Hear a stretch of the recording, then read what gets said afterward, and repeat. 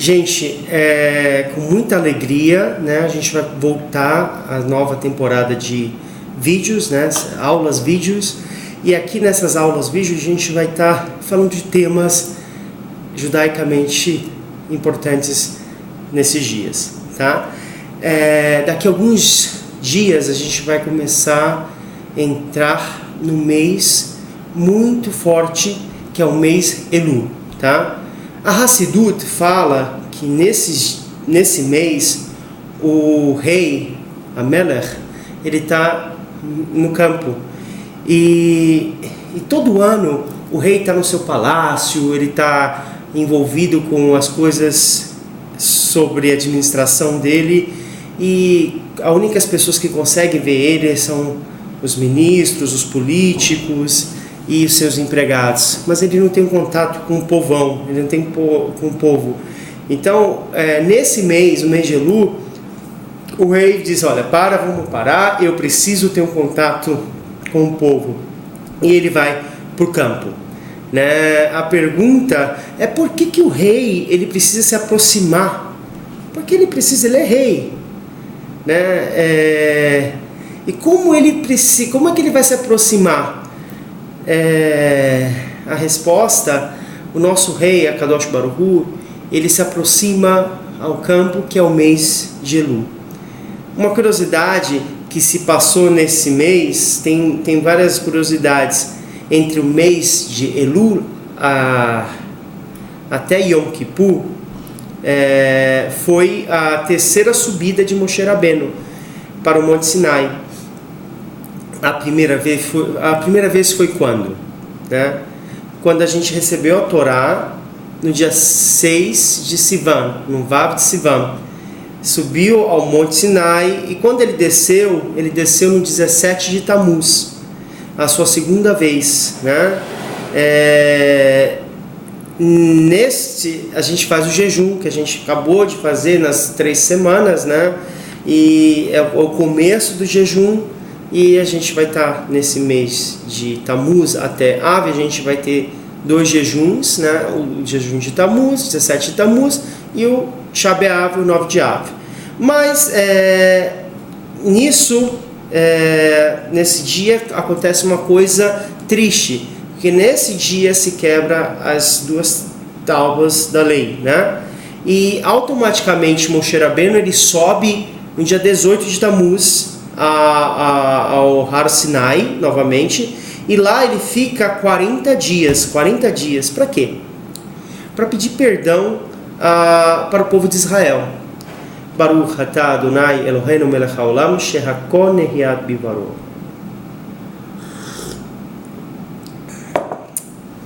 E ele desce no mês de Elul. Na segunda vez que Moshe Rabbeinu subiu, Deus diz salata ki varecha, que quer dizer, eu perdoo o povo de Israel. Ele está dando o perdão ao povo de Israel na segunda vez, né, que ele está descendo a Moshe Rabbeinu, né? E ele está perdoando por causa do pecado do bezerro do ouro, né? Agora ele precisava voltar novamente, né, para pegar umas novas tábuas, porque aquelas tinham sido quebradas, e ele passa mais 40 dias, né? E ele vai subir no mês de Elul. É um mês que começa quando ele desce novamente no final. Ele sobe e desce, né, já perto de Yom Kippur, né? Ele vai descer, e aí a gente vai estar recebendo o perdão, né? Que por isso é o dia do perdão, Yom Kippur. Os Rachamim, nesse dia a gente tem muitas Rachamim, tem muita misericórdias, né? Tem Rachamim, tem muitas misericórdias de Akadosh Baruch Hu. E foi nessa época que Deus escreveu a segunda tábua, né? Então deu a Moshe Rabbeinu para que a gente possa receber a segunda tábua que Deus decretou, né, fazer novamente. Nessa, Deus dita a Moshe Rabbeinu e Moshe Rabbeinu escreve. E sai o decreto do perdão. Como diz a Torá, né, diz na Torá, né, como a gente fala. Rashi, um dos brilhantes comentaristas da Torá e da Taná, do Shas também, né, do Talmud, ele fala várias vezes que a primeira vez, ele relata várias vezes, né, que a primeira vez que subiu e a última vez que ele subiu, teve misericórdia, Rahamim. Ou seja, nesses 40 dias, começando, né, no dia 17 de Tammuz e culminando com Yom Kippur, são dias muito difíceis para o povo de Israel. Muito difícil mesmo. Então, Hashem, ele dá Rahamim, né? Moshe Rabbeinu ficou 40 dias lá, mas ele estava tentando, ele estava sendo um bom advogado, ele estava tentando que Hashem desse o perdão para o povo de Israel. Quero dizer que o mês de Elul é um potencial de direção para mudar Midot Din para Midot Chachamim. O que é isso? É um decreto mau, né, que vai ser julgado. Quando chega nesse período, a gente consegue, se a gente faz a Selichot, se a gente faz Teshuvah, a gente reverte uma coisa, um decreto que é ruim, para um decreto de misericórdia, um decreto bom, que Deus possa, quando chegar as grandes festas, Ele possa nos botar mais no livro da vida, né? Nos escrever no livro da vida. Está escrito no Zohar HaKadosh que tem um midrash interessante, que foi feito um sorteio, e nesse sorteio foi decidido entre Yaakov e Esav quem ia ficar com os potenciais, a energia dos meses, né? E foi dividido entre Yaakov e Esav, e começou a dividir, né? O mês de Adar, o mês de Nissan, o mês de Iyar, o mês de Sivan, fica para Yaakov Avinu. Mas o mês de Tammuz, o mês de Av, ficava para o Esav. E também ele planteava pelo mês Elul. Então a gente entende que nesses meses entre Yaakov Avinu, entre Esav, Yaakov, a gente só teria muitas alegrias, como começa a Adar, Purim, Nissan, que é Pesach, Iyar, com muitas coisas de Yom Ha'atzmaut, e Sivan, Matan Torah, e só alegrias mesmo. Então nossa energia é muito forte nesses meses. Mas quando vai para Esav, a nossa energia muda. Então a gente vai começando com Tammuz, que começou a destruição do templo. Av foi o mês da destruição. E Elul ficou nessa. Eles queriam pegar, ia ficar com Esav. Mas Yaakov Avinu disse, opa, não, conforme o Midrash, diz não. Elul não. Elul vem para mim. E ali saiu uma discussão. Pois Yaakov queria Elul e Esav também queria, né? E ele dizia, Rosh Chodesh Elul, eu quero ficar com ele, Yaakov Avinu. E aí, no final das contas, o mês ficou para Yaakov Avinu. Assim que Rosh Chodesh Elul é um mês que era para ser potencialmente um mês mau, ele se transforma. Ele era para ser um mês como de tristeza, como Av e Tammuz. Elul também tinha que ser um mês de tristeza, mas porque Yaakov Avinu tomou para ele e disse assim, não, esse mês vai ser juntado para Am Israel, para o povo de Israel. Então ele trocou a energia dele, que era potencialmente para ser uma energia má, para uma energia de Rahamim, de misericórdia. Interessante isso, né? Então, pelo mérito de Yaakov Avinu, a gente ganhou o mês de Elul, um mês positivo para transformar a força de Esav, para uma força de Yaakov Avinu. Assim explica o Zohar Kadosh. Eu queria falar um pouco mais da força do judeu em transformar a força de Esav para a força de Yaakov Avinu, tá? Como podemos fazer isso? Essas duas principais forças, elas são totalmente opostas, né? A gente vê que tudo que relaciona com Esav, idolatria, prostituição, energias muito baixas, né? E a gente vai ver, por outro lado, a energia de Yaakov Avinu, que é um povo Kadosh, é um povo santo, que estuda a Torá, que busca mais e mais forma de se aproximar de Akadosh Baruch Hu. Então, como é que você vai fazer essa comparação, né? Que são forças totalmente opostas. E a gente sabe que Esav vem Amaleque, né? Então, todos os amalequitas que afetaram a vida do povo judeu, conforme a história. Então a gente não consegue entender aí. Eu vou tentar explicar como é que os Ramim explicam essa informação. Como podemos trocar essas duas forças, uma para uma coisa ruim, para uma coisa boa? Parece ter uma dúvida de quem é a força de Esav, quem é a melhor força, que é a força que controla? Será que é Esav ou Yaakov? Não está claro. Ou seja, Yaakov ou Esav. E como é que é possível isso? Eu acredito, na verdade, que esse tema começou, tudo isso dessas forças, né? Quem é que vai ganhar, quem é mais forte, começou lá na Perashá Bereshit. Daqui a pouquinho mais, depois de Rosh Hashanah, a gente vai começar a ler o livro Bereshit novamente. No Sefer Bereshit, ele vai procurar a história de Yaakov Avinu. Eu quero entender um pouquinho a vida de Yaakov Avinu, e de fato, a vida de Yaakov Avinu não foi fácil, né? Desde o útero da mãe, eles já estavam brigando, né?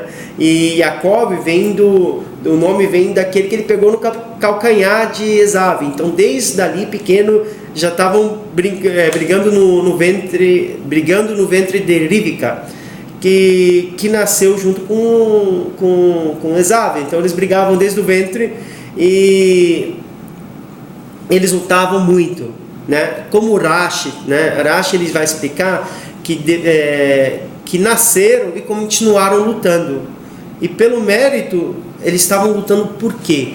Qual é o motivo? Como é que pode dois bebezinhos dentro do ventre brigar? E aí, mesmo que depois que nasce, começa a brigar mesmo, na verdade, eles não eram eles próprios, eles estavam brigando por dois mundos. E esses dois mundos, eu vou explicar agora, é o mundo material e o mundo espiritual. Cada um queria os dois mundos para si, né? E a gente vai ver que o mundo material está relacionado com fazer, trabalhar, com construir, com projetar, com estudar, com todas essas, com dinheiro, enfim. Esse é o mundo material, né? É o mundo da realidade física, né? E é o mundo de trabalhar, de ir para buscar fazer coisas. Quem é que não gosta de criar, projetar uma vida, um trabalho? Isso é muito bom. Mas o mundo vindouro, o mundo espiritual, ele representava totalmente coisas opostas, que era o Beit HaMikdash, o templo sagrado, estar nos estudos da Torá, e ser uma pessoa mais espiritual. Então a gente vai começar a entender, vai começar a entrar na cabeça de Yitzhak Avinu, nosso segundo patriarca. Ele quando ele viu Esav, que era um caçador, que ele era muito ligado com a terra, com as coisas com trabalho, com cozinha, ele fazia comida para o pai. Ele era muito ligado com as coisas terrenas. E quando Yitzhak olhava para Yaakov, ele via que Yaakov ficava na tenda estudando, ele estava mais preocupado com o lado espiritual e tudo isso. Mas Então na cabeça de Yitzhak Avinu era muito, já que Deus queria fazer era dividir o mundo em dois mundos. Um ficaria um mundo material para Esav e o outro um mundo espiritual para Yaakov Avinu, né? E Isaac olhou isso e já estava na cabeça dele que era assim que tinha que fazer. Mas e isso era uma forma de Avodat Hashem, de trabalhar Hashem. Um que seja no lado físico, no lado material, e o outro no lado mais espiritual, que é o estudo da Torá. Mas a gente vai ver, tá? A gente vai ver que que não foi bem por aí, que Yitzhak não conseguiu dividir o mundo em duas partes, como ele pensava que era para Esav e para Yaakov. A parte de Esav, na verdade, Esav, ele tinha muito complexo, ele tinha muitas dúvidas, ele também queria o lado espiritual, né? Ele queria ter o domínio de todos. E Yaakov também. Então a gente vai ter um cenário que não é muito apropriado, né? E a gente vai ver que vai se desenrolar isso quando Yaakov Avinu vai receber a Berachá. Na cabeça de Yaakov Avinu, ou de Yitzhak Avinu, aquela Berachá era para Esav. Então, se você pegar a Torá, você vai ver que a Berachot, as Berachot que Yitzhak Avinu deu para Yaakov, são Berachot materiais, são coisas relacionadas ao mundo físico, porque na cabeça de Yitzhak Avinu as condições eram que ele pudesse, Esav, através do trabalho dele, trabalhar para Hashem com o trabalho dele. Por isso, na cabeça de Isaac era assim. E quando ele pensou, vou abençoar Yaakov, ele pensou, vou desejar ele o Beit HaMikdash, eu vou trabalhar, que ele possa trabalhar Hashem, ele possa estudar a Torá, pode ser um Talmid Chacham, pode ser levar a muitas esferas, e poder conectar o mundo vindouro, né? Então, na cabeça de Isaac era assim. Mas as nossas matriarcas, né? Assim como Sara e Menu, no caso de Abraão, com Agar, com Ismael, ela também tinha o nevoá, elas eram profetisas, então elas podiam ver além das contas. Então, por isso, senhores que estão escutando esse shiur, escutem suas mulheres, né? Suas mulheres que estudam Torá, suas mulheres que têm uma vida muito espiritual, escutem elas para que possa ter shalom bait, né? Esse é um detalhe, né? Para ter paz em casa. Rivka, ela já sabia que não era por aí, que não podia, porque mamãe conhece seus filhos, que Esav não tinha as capacitações, os requisitos para estar com o mundo material. Talvez ele agarrando o mundo material, ele poderia rebaixar o mundo material para prostituição, para idolatria, e que de fato era a essência de Esav, né? Quando ele casou, ele trouxe para a casa dele não só uma, mas trouxe duas cananitas, né? Como a Torá relata bastante sobre isso. Então, na cabeça de Yitzhak era assim, mas na cabeça de Rivka não. Por isso ela arquitetou todo aquele trama, né, com Yitzhak para que ele pegasse a bênção, porque ela sabia que se ele abençoasse Esaú, né, como fala em português, o mundo material poderia se rebaixar. Então a gente tem que ter muito cuidado, que até mesmo nos nossos trabalhos, nas nossas coisas materiais, a gente tem que santificar o nome de Hashem, né? Essa foi na situação de Yitzhak Avinu. Vai se repetir novamente isso com Yaakov Avinu, tá? Numa das figuras que é muito muito interessante falar, né? O judeu tem a capacidade de trabalhar a Deus tanto no lado físico, tanto no lado espiritual ao mesmo tempo. O que é? Trabalhar e estudar a Torá. Uma certa vez, contava uma pessoa que eu escutei essa história, que em Mechearim, um bairro em Jerusalém, um bairro ultra-ortodoxo, tinha um senhor que era muito conhecido. Ele tinha uma macolet. Macolet em hebraico é uma mercearia. E lá ele ganhava o sustento dele. Ele tinha, vendia leite, produtos. Quem aqui de Israel conhece como é que é? É uma taberna, uma taberninha. Uma mercearia, como fala lá no norte. E ele vendia seus produtos lá.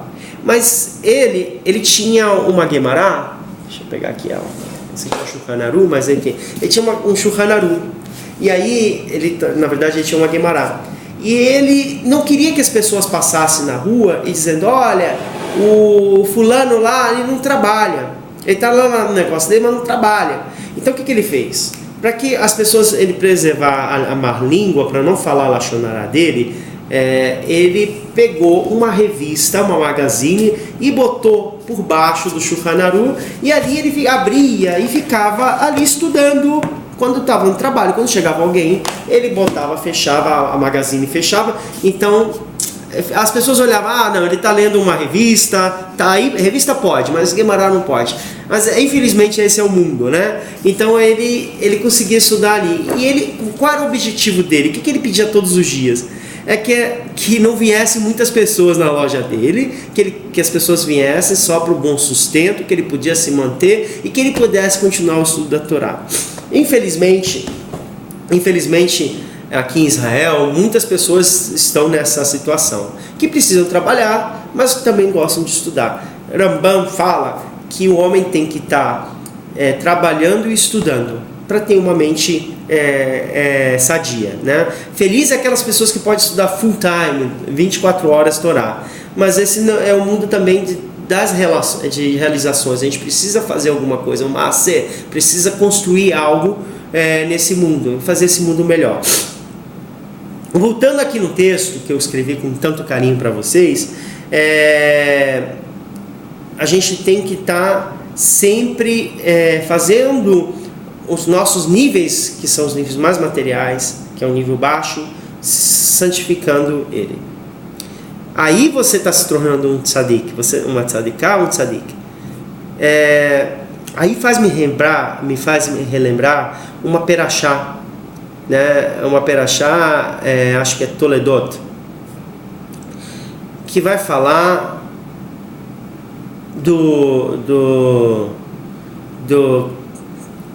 não é Toledot, eu estou confundindo, mas vai me lembrar de uma perashá que vai dizer, da perashá, a mesma perashá de Yaakov Avinu, que vai dizer que depois que Yaakov Avinu pegou o mundo material, que era de Esav, pela bênção de Yitzhak Avinu, e depois que recebeu a berahá do mundo espiritual, e Esav falou: epa, Yitzhak está saído lá, ele não deixou nada para mim.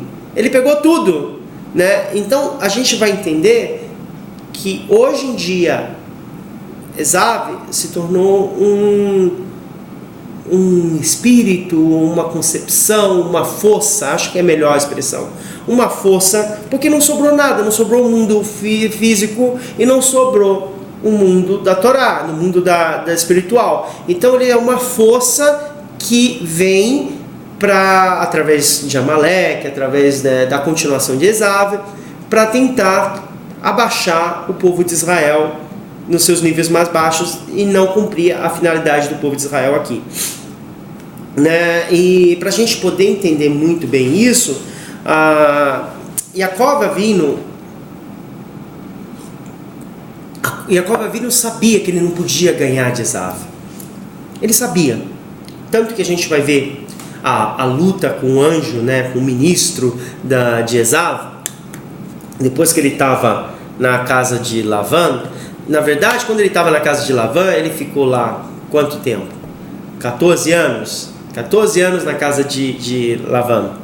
E ele ficou ali trabalhando. Mas como é que foi o sinal que ele precisava? Agora basta, acabou. Eu estou virando igualzinho Lavã. Foi quando nasceu Yosef. Yosef Atzadik. Quando nasceu Yosef, Yaakov Avinu disse: agora acabou. agora eu tenho que ir embora. Por que eu estou aqui fora de Israel? Por que eu estou fora da minha casa? Porque eu não tinha como vencer Esav. Na minha força, eu não tinha como vencer o Esav espiritualmente. A força dele era um pouco maior. Agora, quando nasce Yosef Atzadik, aí Jacob diz, não, agora eu vou voltar para a terra de Israel e a gente vai poder combater essas forças espirituais, né? E Jacob luta com o anjo, né? Isso é bem interessante falar, que Jacob luta com o anjo, e esse ministro, ele passa a noite toda brigando com Jacob, né? E Jacob pede uma bênção, né? A gente vai ver que essa bênção é que ele queria. No final ele não é abençoado, mas Jacob troca o nome de Jacob para Israel. Aí a gente vai fazer uma comparação. A palavra Israel, o significado dela não é tão forte, né? Que pegou no calcanhar, né? Então não é uma coisa forte. Então quando se troca o nome dele, o mazal dele, a sorte dele se troca, se muda. E aí é aquela pessoa que batalha, né? Então é um exemplo do povo judeu, é um povo que batalha, é um povo que luta, e às vezes a gente não consegue muita coisa, mas a gente não desiste, tá? Eu vou voltar para o Rashi. Ele diz por que nasceu o Satã, né? E quando nasceu Yosef, Rashi classifica Yosef como Satã de Esav. É interessante isso, porque só ele tem a força de poder lutar contra Esav, tá? Embora eles nunca na história da Taná, da Bíblia, da Torá, que eles se encontraram, tá? Quando Jacob tem força para regressar para a terra de Israel, pois iria encontrar Esav no caminho, aí tem aquela famosa Esav, ou Jacob, ele tinha força para quê? Para enganou o irmão. Ele tinha a força para negociar, mas ele não, até ali ficava. Essa era a força de Jacob Avinu. Mas quando vem Yosef, tanto que Yosef era muito parecido com Jacob Avinu. É interessante como Yitzhak Avinu era parecido com Abraham Avinu, e Jacob Avinu e Yosef eram parecidos. Então a Torá vai falar isso, né? Vai explicar isso, que ele sozinho, Jacob, não podia mais enganá-lo, não podia fazer mais nada, porque a Berahot, 100% de poder conquistar Esav, a força de Esav, era Yosef Atzadik. Está escrito que Yosef tinha força de Jacob e era parecido com ele também em sua face. Era igual a Jacob. Ele tinha qualidades maiores que Jacob e era parecido com Jacob. Então a gente começa a desenhar o amor que Jacob tinha no lado físico e no lado espiritual, né? O Midrash, ele vai trazer um detalhe sobre o que aconteceu com os dois, né? Porém, Jacob não tinha força para vencer Esav, como eu falei.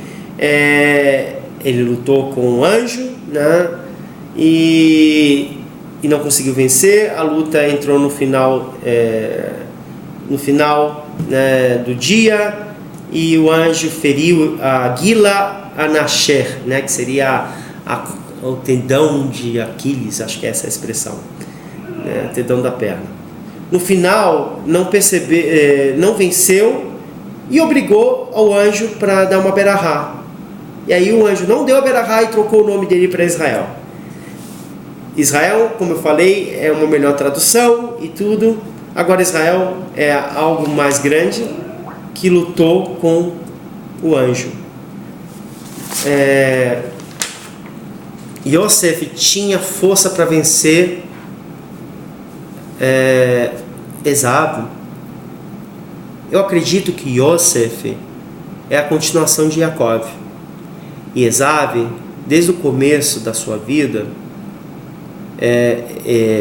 desde o começo da vida de Esav,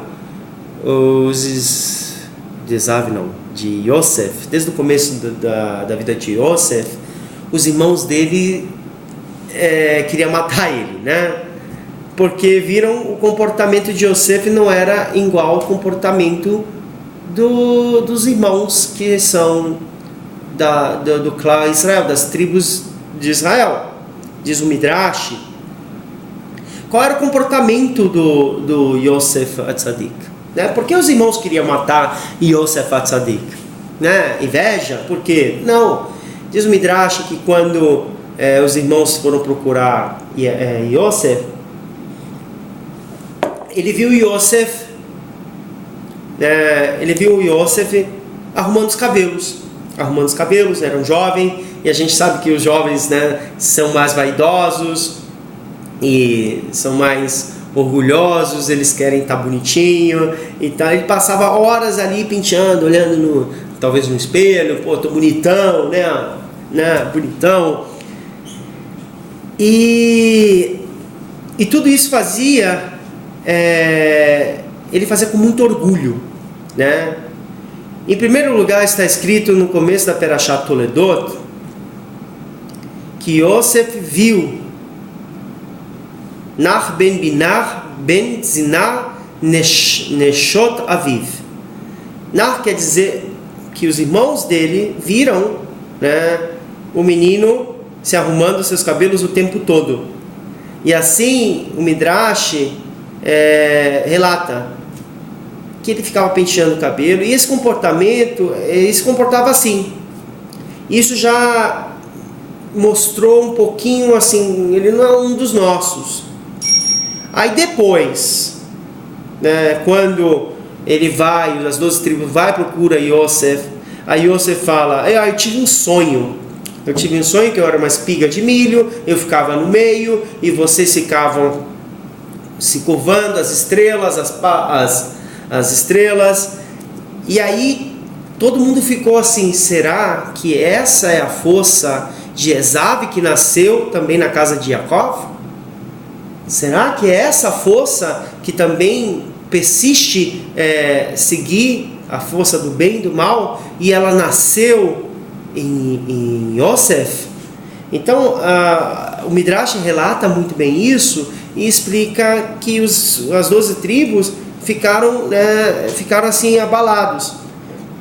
Por isso disse, não, vamos matar o mal pela raiz, vamos pegar ele, já que ele tem tanto orgulho, ele disse que ia ser rei deles, né? Que ia ser rei deles, eles se curvar. Então, já que aconteceu a mesma coisa com o pai dele, que Jacó, com Esav, que ele queria ser o rei de Jacó, então vamos matar o mal pela raiz, vamos pegar, vamos se livrar dele, e ali a gente não tem esse problema mais, e a gente vai estar livrando. Na cabeça das 12 tribos, dos príncipes de Israel, dos irmãos de Yosef, era dessa forma que eles pensavam que, se tirando esse mal, poderia estar tirando a força de Esav que tinha nascido no Yosef. Aí agora eu vou começar a desenrolar esse pensamento. Os Chachamim, nossos sábios, os Hazal, ele vai explicar que talvez podia ser verdade mesmo, que Yosef, ele podia ser uma continuação de Esav, porque tudo que ele fazia com agavá, com orgulho e com soberba, e se ele tivesse ficado ali, se ele não tivesse acontecido o que tivesse acontecido, ele poderia ter sido um Esav. Então foi dito que os irmãos deles, eles têm o povo de Jacó, o povo, os filhos de Jacó, tem midot, eles têm qualidades que são de misericórdia, do estudo da busca da justiça, do estudo da Torá, da humildade, e não combina ter uma pessoa que tem um orgulho, né? E não pertence ao povo de Israel. Vou além disso, que a situação era verdadeiramente assim. Yosef, na situação que estava naquele momento, não pertencia ao povo de Israel. Quem ele pertencia? Ele pertencia a Esav. com seu comportamento, será que ele tinha genes de Esav? Então, essa era o questionamento dos irmãos de Yosef. Né? Então, é melhor, se a gente deixa ele crescer, ele vai matar a gente, ele vai fazer a gente escravo.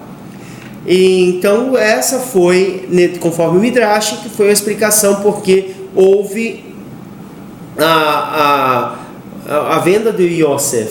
Né? E aí terminava, né?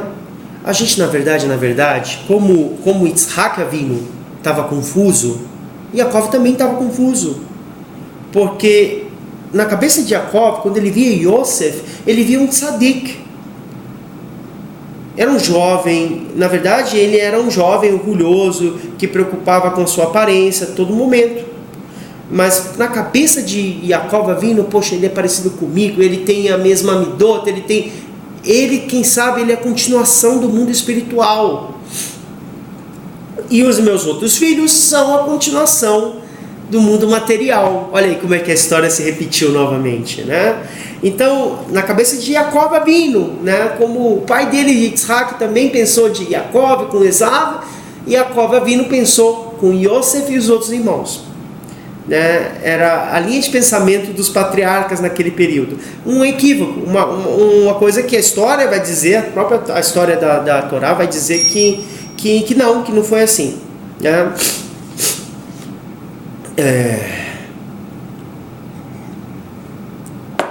A gente vai ver que as tribos, o Midrash fala que as tribos fizeram um julgamento, e dentro do julgamento estava Kadosh Baruch Hu, né? E ele e a Kadosh Baruch Hu julgaram Yosef, e dali condenaram, e diz o Midrash que estavam as tribos e a Kadosh Baruch Hu condenaram ele para ser vendido como escravo.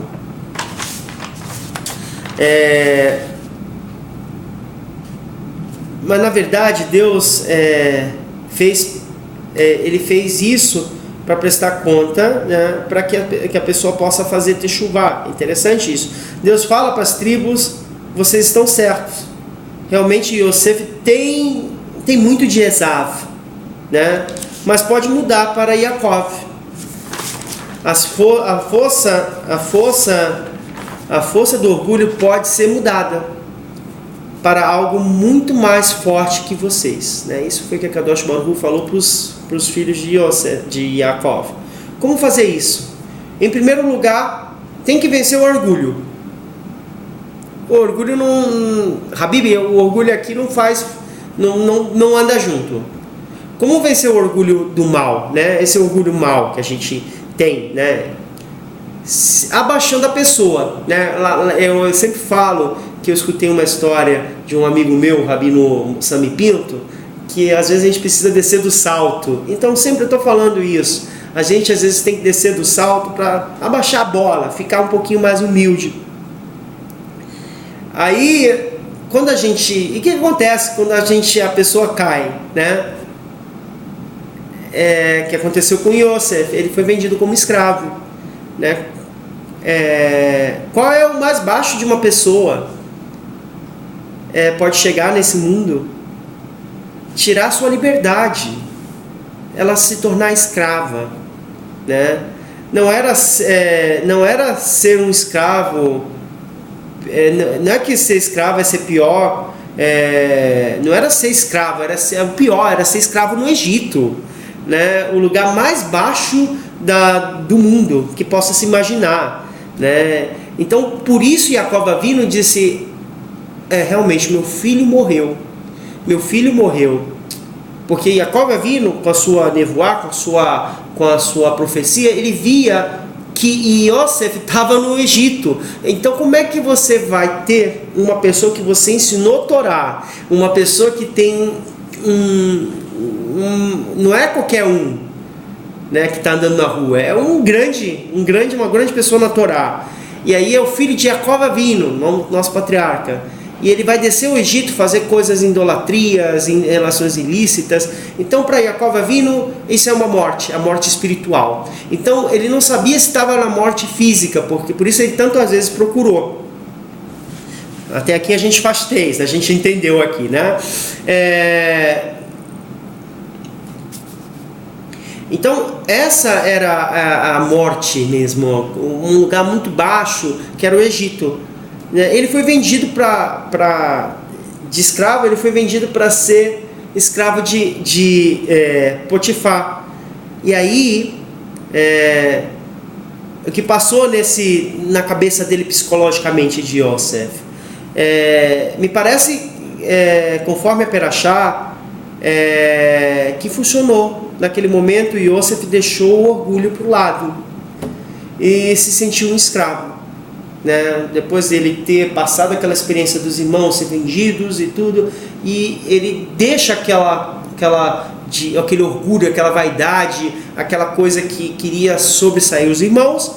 E aí, quando ele desce do salto, ele vira um escravo, aí ele chega na casa de Potifar um pouquinho simples. Aí a Kadosh Baruch Hu, ele testa a pessoa, ele testa Yosef. Ele diz, vamos ver se ele melhorou mesmo, vamos ver se ele deixou o orgulho para o lado. Então a gente vai ver que a história, Potifar faz ele o chefe da casa dele, né? E quando você troca ele de um escravo para ser o chefe dos escravos, aí começa o orgulho, né? Voltar novamente. Mas está escrito que uma pessoa que não procura orgulho, Deus levanta ela. É interessante isso. Se a gente não procura orgulho, porque eu sou fulano de tal, você sabe com quem você está falando? A gente sabe o nosso nível, a gente sabe que a gente mas a gente também não pode se encher igualzinho um balão, sabe? A gente tem que saber o nosso nível e não deixar o orgulho tomar conta disso.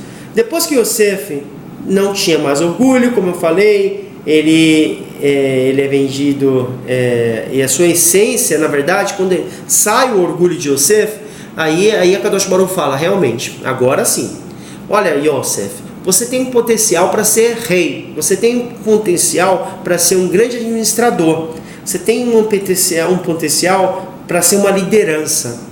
Mas a única coisa que está te atrapalhando é esse teu orgulho.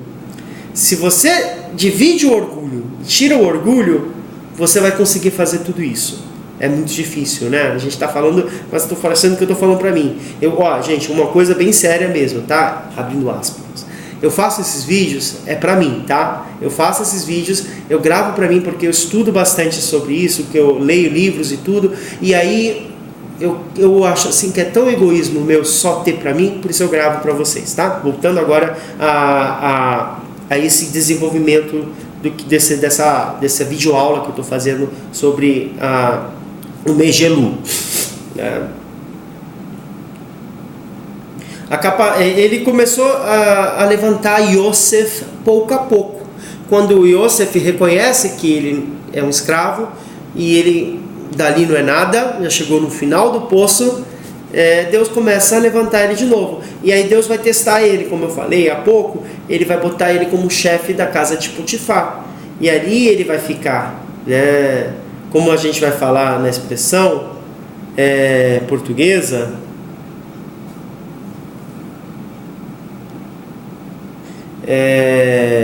né, como eu falei agora na expressão portuguesa, a gente descer do salto, né, ficar mais humilde, abaixar a bola, né, abaixar a bola. Ele agora é chefe dos escravos. E o que faz Yosef? Está escrito que Potifar fez ele responsável e da casa dele. Yosef, a Torá fala que Yosef era um dos homens mais lindos do mundo, né? Irashi, ele fala que Yosef começou, né, por causa que ele já estava numa situação melhor, né, já estava numa situação que não era mais escravo. A Irashi vai falar uma coisa que Yosef foi lá, começou a pentear novamente o cabelo, né? E aí ele olhou assim o peito dele, disse, poxa, eu tô fortinho, né?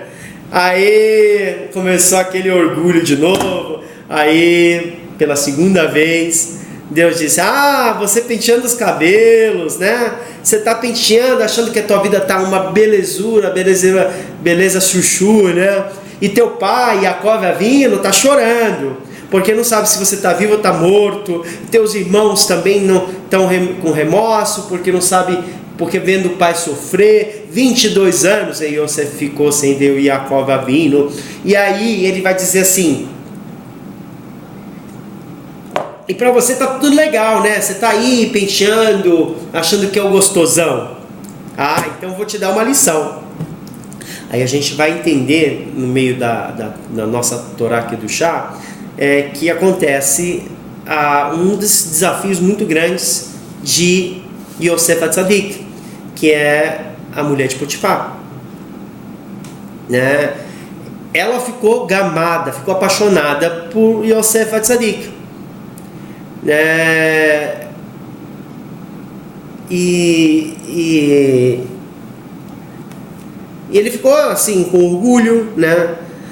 A gente vai ver que ele vai ficar, né? Ele vai tentar novamente, né? Ele vai tentar fugir da Potifar, da mulher do Potifar, mas aí tem um Midrash que fala, assim, que Yosef estava decidido que a carne era fraca, que ele ia se entregar, que ele ia ficar com a mulher de Potifar. Diz o Midrash que ela se trocava de roupa tantas vezes ao dia para tentar seduzir Yosef, né? Aí ele diz assim: poxa, eu fui vendido como escravo pelos meus irmãos, a carne é fraca mesmo, eu estou aqui no Egito, né? Tá no inferno, abraço o diabo, como é que fala a expressão lá no Brasil? Então eu vou pra galera, vou pecar mesmo, vou fazer isso mesmo, tá tudo legal. Como é que fala a expressão? Tá tudo bom e favorável, né? Escutei esses dias essa expressão. Aí, nesse exato momento, diz Midrash que quando ele ia vamos ver, ele sai, ele vai para a varanda, e ali encontra quem? Ele vê Jacó Avinu, ele vê o pai dele. Aí ele diz: o que? Papai aqui? Não, né? Na verdade não era ele, era o espírito de Jacó Avinu, ou um delírio dele. E ele dizendo assim, o Jacó Avinu fala: meu filho Yosef, você sabe que daqui a alguns anos, não muitos anos, mas daqui a alguns anos, o povo de Israel, os teus irmãos, cada um vai ter uma tribo, e dessas tribos vão ter nações, e essas nações vão ser as nações, né? As tribos vão ser cada povo, e esse povo vai construir um templo no coração do país, que é Jerusalém. E ali em Jerusalém vai ter um sacerdote, um Kohen Gadol, e dentro do Kohen Gadol vai ter um peitoral que vai ter as pedras de cada tribo. Yosef, presta atenção, você quer fazer parte disso? Dessa coisa tão linda, tão maravilhosa, que é a manifestação que todo mundo vai vir e vai se curvar e vai trazer sacrifícios a Kadosh Baruch Hu. Está escrito que a Kadosh Baruch Hu é o único lugar no mundo que ele pode se manifestar de verdade.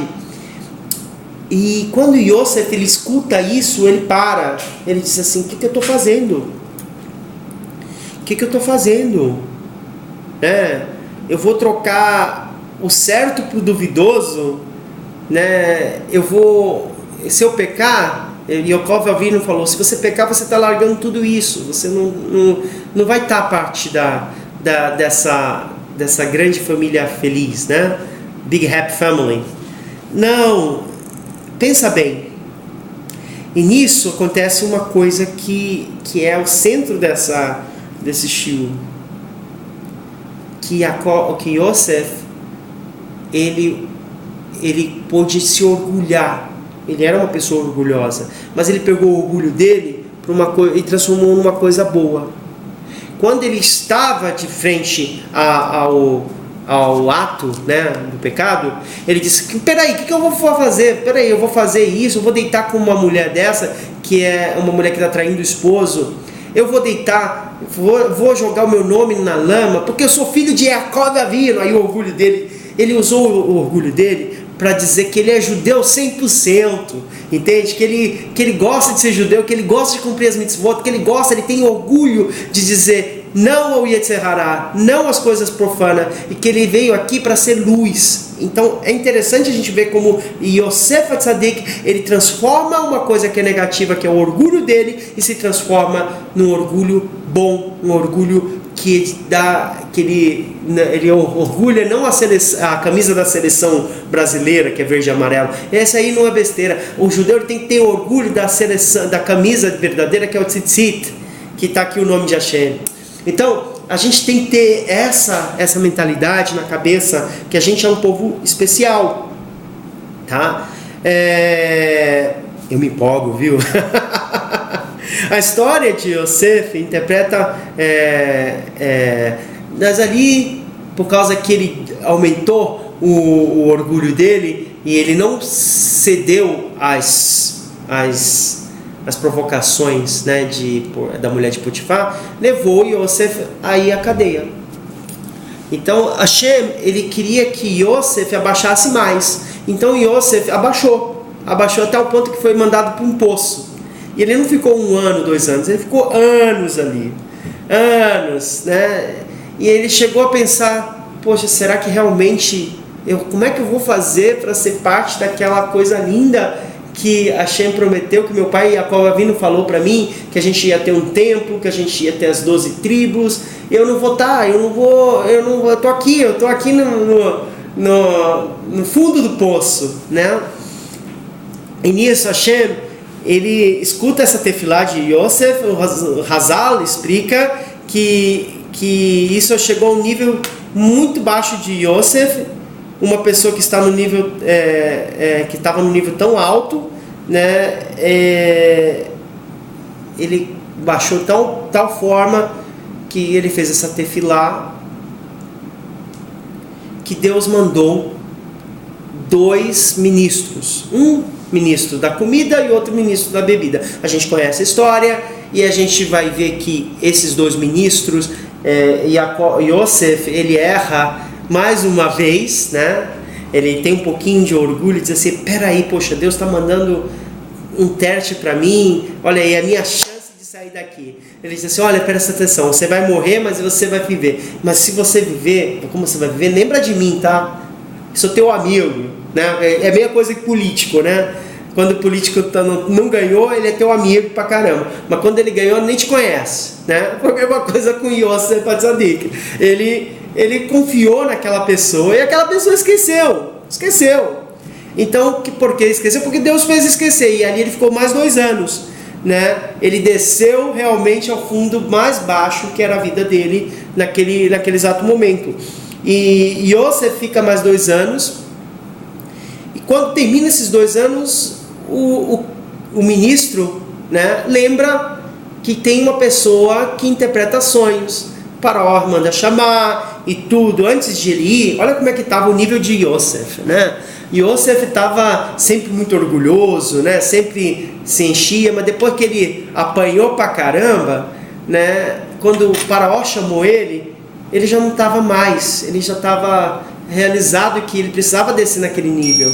E ele desceu, aí diz a Torá que trocaram a roupa dele e pentearam o cabelo dele. A gente vê que todo no comecinho desse shiur eu falava que Yosef se penteava, que ele tinha aquela agavá, aquele orgulho. E nessa situação a gente vai ver que a gente vai encontrar um outro Yosef.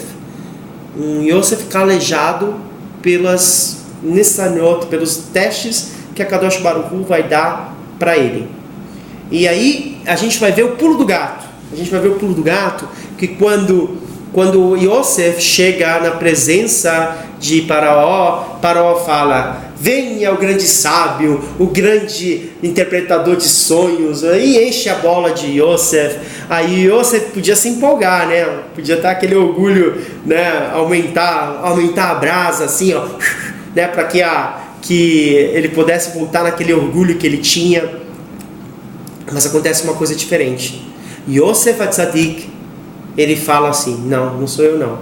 Eu não sou nada que você está falando, eu sou só uma voz de Akadosh Baruch Hu, eu sou só um enviado de Akadosh Baruch Hu, porque ele que faz a interpretação. Aí Akadosh Baruch Hu lá de cima fala, uhul, esse é o cara, 10, ele conseguiu abaixar o nível de anavá, de humildade. E ali, ele poderia naquele exato momento dizer assim, pô, Faraó, né, eu vou interpretar aqui, mas não consegue um lugar aí no teu ministério para eu ser um assessor aqui para morar no palácio? Ele, em momento algum, falou. Ele ficou calado. Confia nessa perachá, é maravilhosa. Eu gosto muito de falar dos patriarcas, né? E quando chega Yosef, então a gente fica até empolgado, né? Mas vamos seguindo. Se Yosef dissesse, tivesse um pouquinho de orgulho, né? Como se fosse, eu sou um sábio, eu tenho capacidade, ele teria que aprender mais, ele teria que sofrer mais um pouquinho. Mas como não fez, o Faraó fez ele um ministro. Ele aprendeu a lição, Yosef aprendeu a lição, não falou nada, disse que ele era só um enviado de Deus, e ele transmitiu a interpretação do sonho para o Faraó, e disse que era um enviado de Deus. Aí Deus falou assim, agora sim, né, como eu falei, de orgulho a humilde, ele deixou de ser orgulhoso e ficou humilde. Os céus decretaram naquele momento que ele ia ser rei. Não rei na terra de Israel, mas rei no Egito. Olha que interessante, né? Deus colocou ele como rei do Egito. Depois de mais uns anos, ele se tornou o rei de Israel. Também. Essa história de Yosef, como ele transformou um orgulho mau, a uma pessoa humilde. O mais interessante dessa história é a Teshuvá. Que simboliza o mês de Elul. A história de Yosef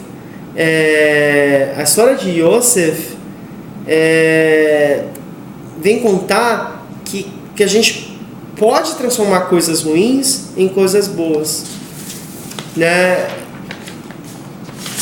Deixa eu tentar, vamos ver aqui mais. Como eu falei, né? Yosef, ele acaba sendo esse exemplo de superação.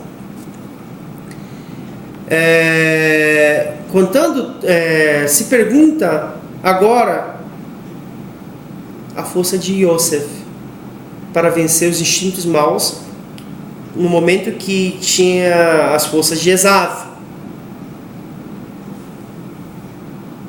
Qual foi a força que ele usou para vencer esses maus instintos? Qual foi a virtude que ele usou para vencer esses maus instintos? Foi a humildade? Né?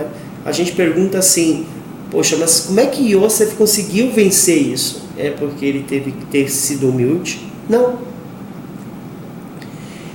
Ele usou o orgulho. Aí você pergunta, mas ele usou o orgulho?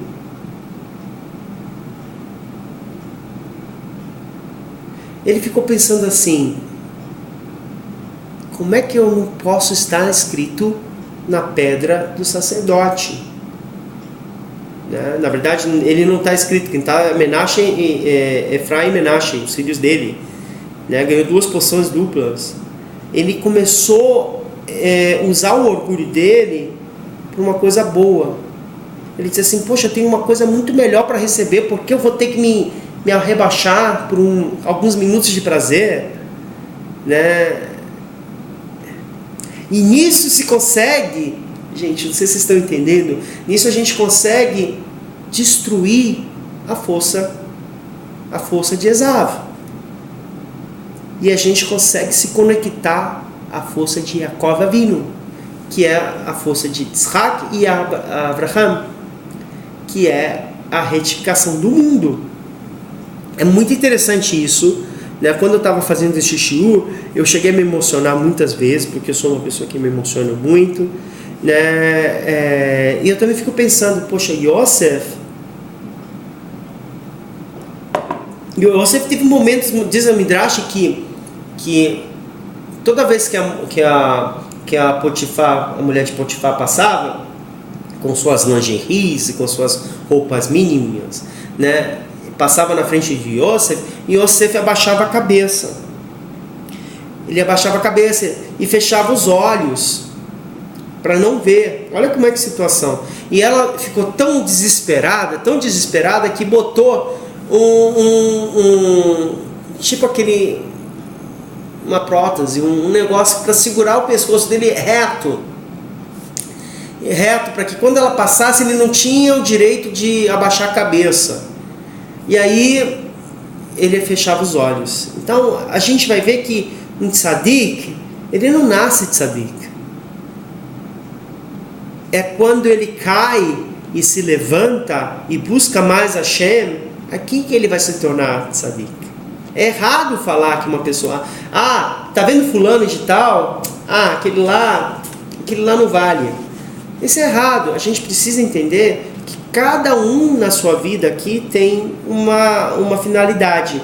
E um tzadik de verdade é aquela pessoa que ele cai, mas tem a grandeza de se levantar e levanta muito mais forte, muito mais poderoso para poder vencer seus maus instintos. Até os 120 anos, essa é a nossa vida. Todo mundo é tzadikim, e é preciso lutar sempre, mas se conectar com as forças de Yaakov Avinu, tá? A gente vai ver que se ele, como Yosef, ele disse, não vou perder isso não, eu quero fazer parte desse povo que vai construir um templo para Hashem, né? Que vai construir o Beit HaMikdash, que vai fazer parte das pedras do sacerdote, que vai poder falar com Deus. O que era aquele peitoral? Aquele peitoral é que cada tribo que representava uma pedra, e ali o Kohen Gadol falava com Hashem, conforme as suas técnicas, né?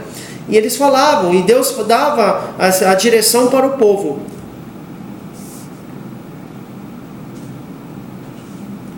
A gente tem que entender que o que quer dizer que uma pessoa faz techuvá. Pode fazer techuvá com temor a Hashem, com Deus, com temor ao Eterno, e com ahavá, com amor por causa de Hashem. Eu quero fazer techuvá porque eu gosto tanto de Hashem, eu amo tanto Hashem. Hashem é 10, Hashem é gostoso, Hashem ele me dá vida, Hashem ele é tudo. Então não tem nem espaço para eu fazer qualquer coisa. Eu quero fazer techuvá para Hashem. Mas tem gente que não, que faz techuvá porque pecou e fica, Hashem, eu pequei, ratando, fachando, e sabe? Mas são caminhos de techuvá, que a gente vai falar mais adiante sobre o processo de techuvá. No período do Rodesh Elul, a gente estuda muito Sharet Techuvá, esse livro aqui do Rabino Yona de Gerona. Ele foi escrito na Espanha há 1000 anos, se não me falha esse negócio, mas é tão atual, fala passo a passo da techuvá, né? Outro dia eu posso marcar para fazer um resumão desse livro, que é muito bonito, e a gente vai entender os passos. Uma curiosidade, esse livro aqui, do Sharet Techuvá, ele foi a base dos livros do Hafetz Haim, tá? Que quem não conhece Hafetz Haim, clica lá Hafetz Haim, vocês vão ver como grande esse grande rabino foi na vida do povo de Israel. Se a gente faz a techuvá com anavá, com humildade, também Deus aceita. Com a ahavá, também a gente aceita. Mas o mais gostoso disso é quando a gente faz a techuvá com a agavá, com orgulho. Mas não um orgulho mau, um orgulho assim, peraí, por que eu vou ter que fazer pecado? Porque você sabe quem eu sou filho? Eu sou filho de Abraão, Yitzhak e Yaakov. Eu sou filho de Sara, Rivka, Leia. Eu sou filho faço parte de um povo lindo que tinha Moshe Rabbeinu, Shemuel Anavi. Quando a gente faz uma techuvá com orgulho de ser judeu, há 10, né? A Kadosh Baruch Hu diz em si mesmo. A gente consegue dominar uma coisa que é usada negativa para se tornar algo positivo. O Midrash traz que Yosef, o Midrash fala de Yosef, a mesma ideia também passou pelas três. A gente fala, esse Midrash falou de Yosef, a mesma coisa que passamos pelas 3 semanas, na época do Corban no primeiro templo. Você sabe que o primeiro templo, quando foi destruído, né, muitas pessoas foram levadas como escravos para o Egito. Destruiu o primeiro templo, Nabucodonosor disse: não, vou levar esse grupo para a Babilônia, mas esses aqui eu vou vender como escravo para o Egito. E diz que a feira, o shuk lá do Egito, onde estava negociando os escravos, comprar um escravo hebreu era mais barato que comprar uma bala, vamos dizer assim.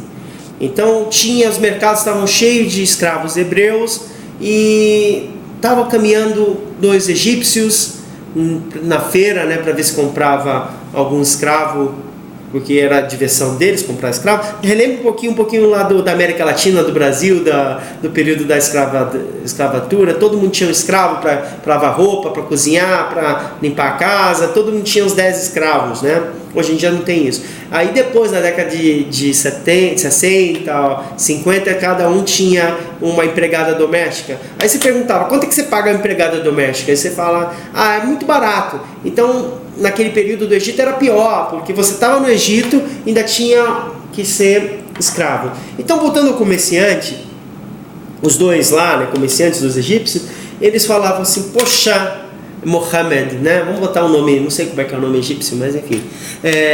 Semana passada eu vim aqui, comprei um escravo, olha, chuchu beleza, cara fortão, sabe? O cara dá para pegar umas 10 carretas de madeira no lombo, ó. O cara faz um trabalho perfeito. Eu comprei ele, tá lá em casa trabalhando. O cara é um gênio, sabe falar idiomas, o cara é agradável, sabe cozinhar, tem um papo assim muito legal. Fiz um bom investimento. Aí o outro falou assim: pois é, olha que interessante, semana passada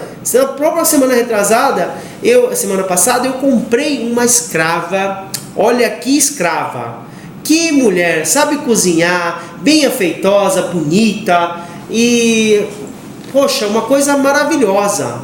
Então ele pensou assim: olha, os dois pensaram: e aí, olha, vamos fazer shidu, vamos casar os dois, quem sabe dali não sai escravinhos fortinhos, vai ter 3, 4 filhos, um para mim, outro para você, a gente faz, depois vende, ganha dinheiro com isso.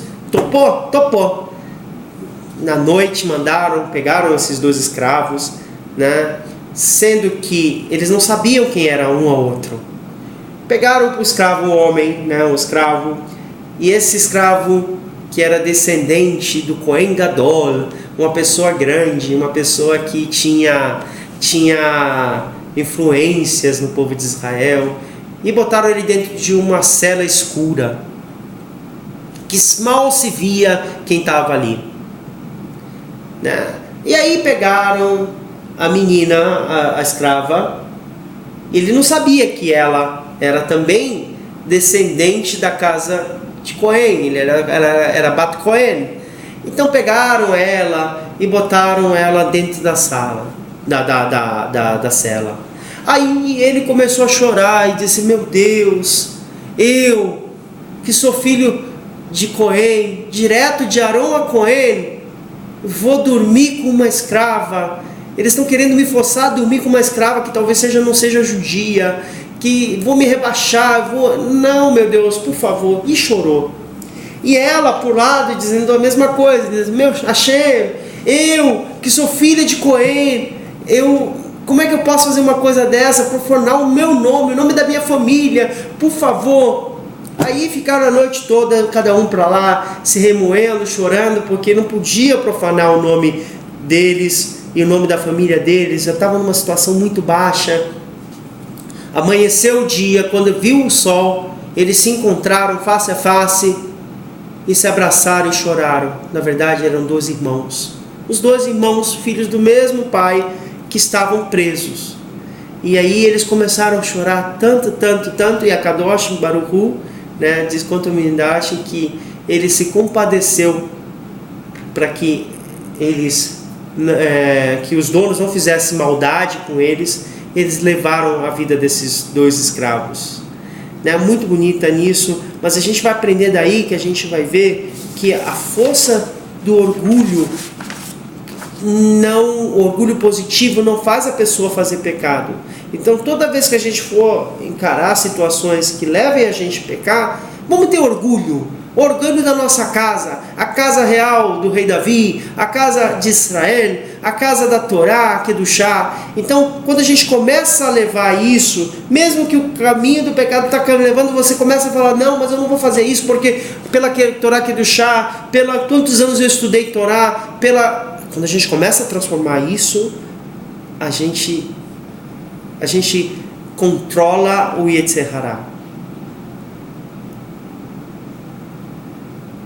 Tá? Yosef tinha toda o motivo para fazer o que ele que era para fazer, né? Ter saído com Potifar, porque ele disse assim, meus irmãos me venderam como escravo, meu pai nunca me veio me procurar, né? Eu estou aqui, ninguém está me olhando, né? Já estou escravo mesmo. Vamos ter um pouquinho de diversão, né? Um carnaval, uma alegria, né? Por isso Yosef Tzadik se tornou Tzadik. Ele controlou seu Yetzer Hara. E com isso eu queria contar uma história, né, bem interessante nessa videoaula, nessa que fala do Rodesh Elul. Yosef Tzadik tem muitas histórias boas dele, tem muitas coisas que a gente pode aprender, mas no Rodesh Elul, quando a gente acorda e faz as nossas selichot, vai para a sinagoga, vai escutar o shofar, vai fazer a selichot, a gente começa a entender que a gente tem uma nova chance. Isso é a essência de Yosef, que se ele tivesse ficado junto aos seus irmãos, ele poderia ter sido um Esav, mas Hashem precisou dar uma chacoalhada nele para que ele possa se tornar uma coisa muito grande, que por causa disso ele pôde salvar Israel da fome, e o povo de Israel cresceu no Egito de uma forma que saiu quase 3 milhões do Egito, e a gente pôde entrar como um povo e sair como uma nação do Egito, né? Legal isso. Existe uma história de um judeu lá do Canadá. Ele já é falecido, o nome dele é Voltz. Ele era o maior milionário do mundo. Ele era um judeu mais rico dos ricos, né? Nem Bill Gates era tão grande como ele. Ele gostava assim de fazer tzedakah. Ele gostava de fazer tzedakah. Ele era o maior donador daquela geração, da geração passada. E ajudou muitas instituições ainda hoje em Israel, instituições base, porque ele tinha uma visão. Ele queria doar milhões e milhões de dinheiro para o judaísmo. Ele faleceu há 5 anos atrás, e antes de falecer ele tinha um representante. Ele estava lá nos Estados Unidos, esse representante, o nome dele era Yitzhak, o senhor Yitzhak. Ele era professor, né, ele ensinava crianças, e um belo dia o senhor Voltz, ele chamou, vem cá, olha, chamou ele para uma entrevista, disse, olha, eu fiquei sabendo que você é um grande professor, mas eu também fiquei sabendo que você é uma pessoa que gosta de fazer projetos. Aí ele virou assim, realmente eu gosto de fazer projetos, mas você sabe, é tudo questão de dinheiro, a gente não tem dinheiro. O dinheiro não é problema, Habibi, eu tenho dinheiro, né? Eu quero fazer você ser o meu representante na terra de Israel. Aí ele disse, ok, mas você vai ser a minha voz na terra de Israel, porque quando alguém vier procurar tzedakah, ou construir uma yeshiva, uma midrashá, uma instituição, uma hevra kadishá, alguma coisa desse, eles vão com você. Aí você pega o projeto, a gente vai sentar e vai ver se a gente vai poder dar dinheiro. Fechado? Disse, olha, eu vou pensar, amanhã eu vou falar com você. O senhor Isaac falou isso para ele. Ele pensou, no dia seguinte foi lá e disse, olha, eu topo. Vamos, eu quero ir para Israel, mas tudo bem. O seu Voltz falou assim, então hoje você pega as tuas coisas e vai embora. Peraí, Habib, não é assim. Eu não posso sair daqui, minha esposa tem um colégio, eu tenho meus filhos. Não dá, é complicado. Então tá tudo bem. Eu vou te dar uma semana, você tem tempo para falar com a tua esposa, e aí você vai para a terra de Israel, sendo meu representante na terra de Israel. E ali ele topou. Uma semana ele chegou lá em casa, ele falou, amor, Deus ouviu, Deus nos mandou para a terra de Israel, a gente precisa ir para a terra de Israel. Mas como é que vai ficar as crianças? Não se preocupa, se Deus está mandando, Ele vai ajudar também nas escolas, no local e tudo. E assim foi, ele foi para a terra de Israel, a empresa pagou apartamento, carro, tudo na fita, né, como falava em São Paulo, tudo na fita. E aí ele chegou em Israel, né, primeiro, depois que se organizou, primeiro dia de trabalho. Aqui, quem não conhece Israel, quem conhece, você vai entender muito bem o que eu estou falando. Mas Israel tem burocracia, tá? Eu não queria falar, mas Israel tem burocracia. E as burocracias aqui é tão complicada que a gente sente saudade até dos países que a gente veio, né? Também tem burocracia lá, mas a coisa anda. Aqui não, eles enrolam. E esse senhor, né, que era o representante de um milionário, ele tinha a missão, dentro aqui na terra de Israel, tentar entrevistas com os ministros de planejamento, ministro da finança, ministro da educação, para poder fazer um projeto para que esse milionário que ele representasse mandasse dinheiro. Aí ele chegou lá no ministério, de manhã bem cedo, e disse, olha, eu quero falar com o ministro do planejamento. A secretária falou, olha, ele está ocupado. Ele disse assim, mas poxa, eu quero falar com ele. Senta aí. Aí fez ele ficar sentado horas e horas e horas, e nada. E assim sempre foi. Uma semana, 2 semanas, ele não conseguia falar com o ministro. Sempre tinha algum problema, ele estava ocupado e nada. E aí o senhor Voltz, lá do Canadá, ficava cobrando ele. Peraí, cadê? Você já conseguiu? Não. E ele ficava nesse vai e vem, né? Um belo dia ele disse, não aguento mais isso não.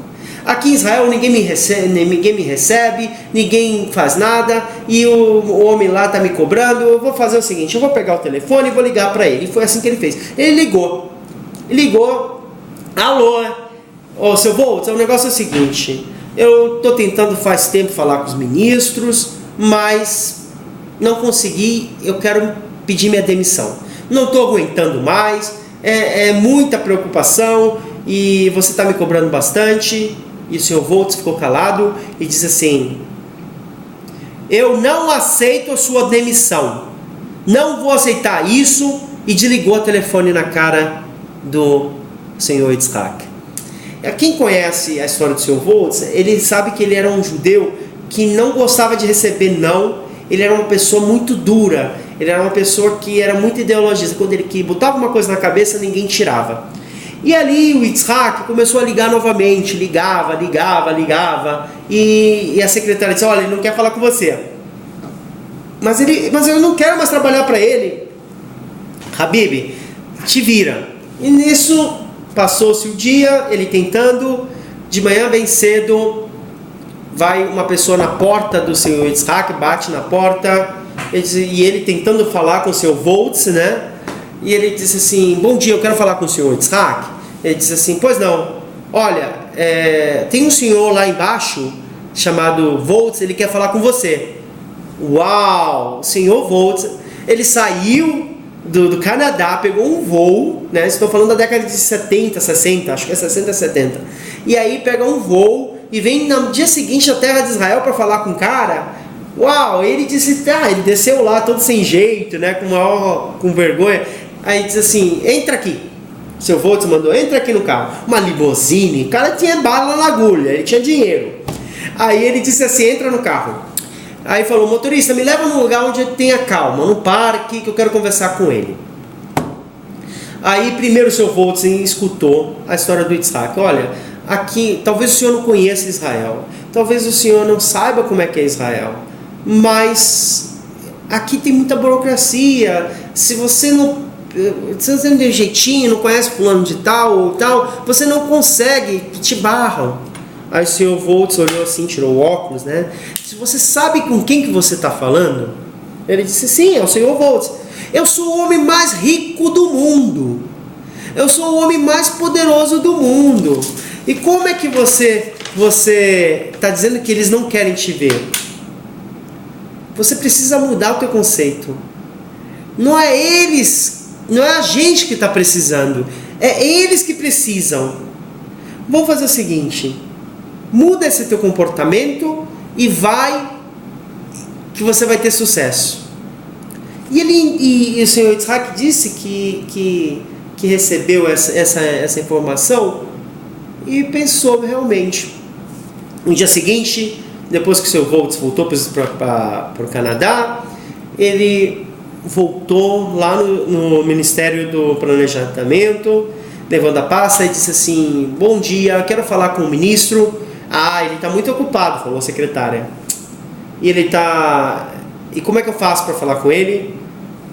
Não sei, vai marcando, você pode esperar. Aí ele bateu na mesa e disse, escuta aqui, você sabe quem que eu estou falando, quem que está falando? Eu sou representante do senhor Voltz, é o homem mais rico do mundo. E eu quero, como representante, falar de negócio para trazer milhões para o Estado de Israel. Se você não se mover agora, a gente não tem problema. Vocês pedem o dinheiro e existem outras instituições que vão receber o dinheiro. Mas depois vocês vão se lamentar o resto da vida, porque aqui eu não volto mais. E ele falou assim, com firmeza, para a secretária.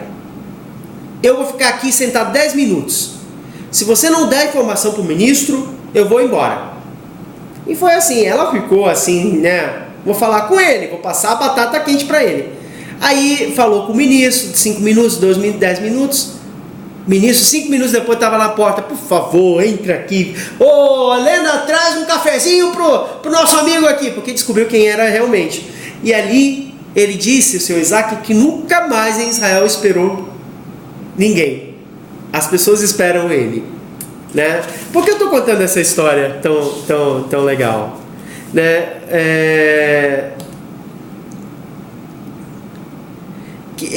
Ele falou assim, esse seu Isaac falou assim, que ele não era representante dele, era representante de alguém muito maior, de uma pessoa muito poderosa, que trouxe, ele era representante na época do judaísmo financeiro, ele era a figuração, porque todas as grandes instituições que existem hoje tem dedo dele, ele tem dinheiro dele, então ele trouxe, através do dinheiro, muitos mundos, porque ele tinha uma cabeça de transformar o mundo de Torá na terra de Israel, e isso é muito legal. Aí eu vou dizer, o que podemos aprender dessa história? Quando viemos ao mundo, quando Deus decidiu que ia mandar para a gente aqui nessa terra, ele pensou assim, eu não vou mandar só o Ariel, eu não vou mandar só o Felipe, eu não vou mandar só a Ruva, eu não vou mandar só a Sara para fazer as coisas deles, né? Para eles rezarem, aquela coisa humilde. Não! A Kadosh Baruch Hu mandou vocês para ser representante dele, do judaísmo, da Torá que é do Shak na terra. Então, quando ele não mandou para a gente só viver, tá tudo bom, vou botar um tefilim ali, botar uma tzedakah aqui. Não. Somos nobres, somos filhos de Hashem, somos filhos de Akadosh Baruch Hu, e temos que ter orgulho de representar Akadosh Baruch Hu nesse mundo. Os filhos primogênitos, porque Hashem escolheu o Am Israel. E temos que ter orgulho disso. Não só, como eu falei, só ter orgulho quando está passando o jogo de futebol da seleção brasileira. Não, isso é orgulho passageiro. que é simbolizado com o Yetzer Hará, com as coisas mundanas. Não, a gente tem que ter orgulho da seleção, que é o tzitzit, a camisa da seleção do povo de Israel, que é o tzitzit, que é o talit, que é as velas de Shabat, que é o Shabat, que é a santidade, que é isso que salvou o nosso povo. É bonito essas palavras que eu estou falando, né? A gente está nesse mês agora, Elu, né? Vai estar, daqui a uns dias vai começar Elu, e a gente vai ter o mérito de ter um ano, mais um ano, que Deus vai estar decidindo se a gente vai ser escrito no livro da vida ou não, né? A gente começa a sentir que o ano está acabando, e a gente tem que fazer um balanço. O Rodesh Elu, através da Silichot, que a gente começa a fazer Teshuvah, a gente começa a entender que, como eu falei, que existem duas formas de Teshuvah. A Teshuvah da humildade, que não é errado, tá? Poxa, eu pequei, Deus, eu fiz coisa errada. Até o próprio Davi Amelech escreveu nisso, que ele era verme, né, nos seus terrilim. Mas a gente também tem que fazer Teshuvah com orgulho. Assim, eu não vou fazer mais isso porque eu pertenço a uma classe nobre, que é a classe de Am Israel. É o Clar Israel. Que esse mês de Elu tenhamos força para trabalhar Hashem, o Avodat Hashem. Cada um tem que olhar para si mesmo, com um ponto, como é que está a minha vida. E muitas vezes a gente precisa fazer Teshuvah com humildade, mas também tem que fazer Teshuvah com orgulho, usar essas duas coisas, para poder vencer o Yetzer Hará. E para poder vencer o Yetzer Hará é trabalhar com orgulho. Trabalhar com orgulho que você pertence a um povo especial. Para terminar esse vídeo, quando entra o mês de Elu, a Alahá fala que a gente tem que começar a dizer já Hatimah Tová, que a gente possa ter o nosso nome escrito e selado no livro da vida.